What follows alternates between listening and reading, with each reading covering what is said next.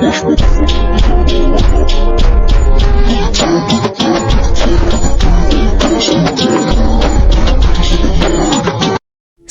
mengatasi konflik SARA. Assalamualaikum warahmatullahi wabarakatuh. Perkenalkan, nama saya Alfiana. Saya di sini akan menjelaskan tentang mengatasi konflik SARA. Apa itu mengatasi konflik SARA? Mengatasi konflik SARA memerlukan pendekatan yang hati-hati dan inklusif. Langkah awal melibatkan dialog terbuka, pendidikan, dan kesadaran untuk memahami perbedaan. Selain itu, promosi toleransi, kerjasama antar anggota, serta penegakan hukum yang adil dapat membantu menciptakan lingkungan yang lebih damai. Di sini saya akan menjelaskan materi mengatasi konflik SARA dapat mencakupi yang pertama, pendidikan toleransi, menekankan nilai-nilai toleransi, saling menghormati, dan keberagaman. Yang kedua, dialog interaktif, mendorong dialog terbuka antar kelompok untuk memahami perspektif masing-masing. Yang ketiga, pembangunan kesadaran, menyadarkan masyarakat akan dampak negatif konflik SARA dan pentingnya kerjasama. Yang keempat, pelatihan keterampilan komunikasi, mengajarkan keterampilan komunikasi yang efektif. Yang kelima, partisipasi masyarakat, inklusi aktif masyarakat dalam proses pembangunan keputusan untuk menciptakan rasa memiliki dan keadilan. Yang keenam, hukum dan keadilan, menegakkan hukum yang adil tanpa diskriminasi dan memastikan keadilan bagi semua warga. Yang ketujuh, penggunaan media, mendorong media untuk menyajikan informasi secara objektif dan menghindari menciptakan ketegangan antar kelompok. Yang kedelapan, pengembangan kebijakan inklusif, mengembangkan kebijakan yang mendukung inklusivitas dan menghormati keberagaman. Yang kesembilan, kegiatan pendidikan, menggunakan pendekatan edukatif untuk membangun pemahaman tentang budaya dan agama yang berbeda. Yang kesepuluh, proyek kolaboratif, mengembangkan kolaborasi antar kelompok untuk menciptakan proyek-proyek yang membedayakan dan mengutamakan semua pihak. Jadi, memahami dan mengimplementasikan kombinasi strategi ini dapat membantu mengurangi konflik SARA dan membantu masyarakat yang lebih harmonis. 2. Mengatasi radikalisme atau paham. Apa yang dimaksud dengan radikalisme paham?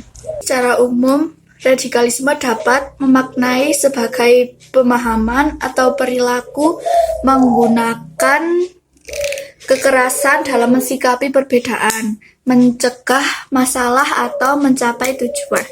Ada berbagai solusi radikalisme paham, yaitu 1. Memperkenalkan ilmu pengetahuan dengan baik dan benar. 2. Memahamkan ilmu pengetahuan dengan baik dan benar. 3. Meminimalisir kesejahteraan sosial. 4. Menjaga persatuan dan kesatuan. 5. Mendukung aksi perdamaian. 3. Mengatasi masalah pengangguran. Assalamualaikum warahmatullahi wabarakatuh. Perkenalkan, nama saya Lafi Nikmatudiniyah. Di sini saya ingin menjelaskan tentang cara mengatasi pengangguran. Sebelumnya, apa sih pengangguran itu? Pengangguran atau tunakarya adalah istilah untuk orang yang tidak bekerja sama sekali, sedang mencari pekerjaan, bekerja kurang dari 2 hari selama seminggu, atau seseorang yang berusaha mendapat pekerjaan. Lalu, bagaimana cara mengatasi pengangguran? Cara mengatasi pengangguran bisa dilakukan dengan 1. Pendidikan dan pelatihan keterampilan. Melalui pendidikan dan pelatihan keterampilan, individu dapat meningkatkan kualifikasi yang membuat mereka lebih berdaya saing di pasar kerja.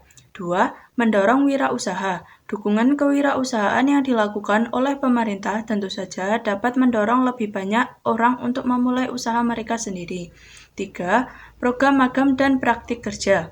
Program magang dan praktik kerja akan memberikan pengalaman kerja langsung kepada individu yang mungkin belum memiliki pengalaman sebelumnya. 4. Meningkatkan peredaran modal. Meningkatkan peredaran modal dalam suatu ekonomi juga dapat berkontribusi untuk mengatasi pengangguran jika dilakukan dengan tepat. Pasalnya, meningkatnya peredaran modal dapat mendorong pertumbuhan ekonomi secara keseluruhan. 5. Mendorong pertumbuhan ekonomi.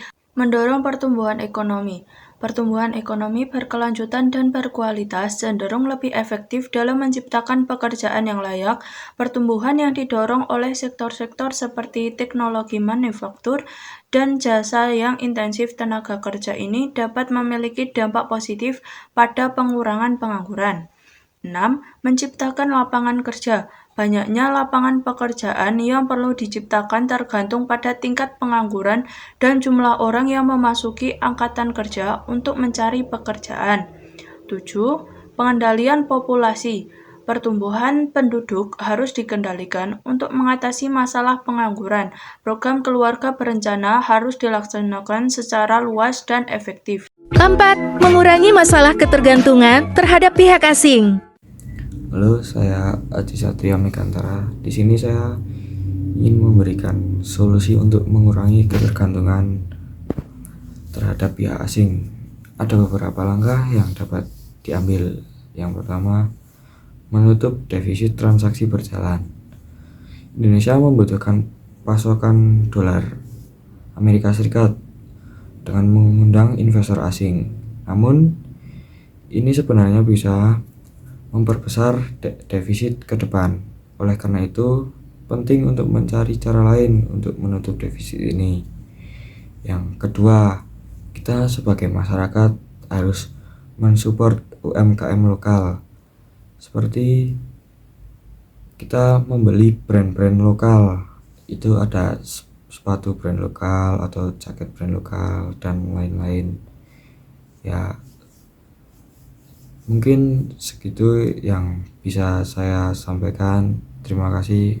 Wassalamualaikum warahmatullahi wabarakatuh.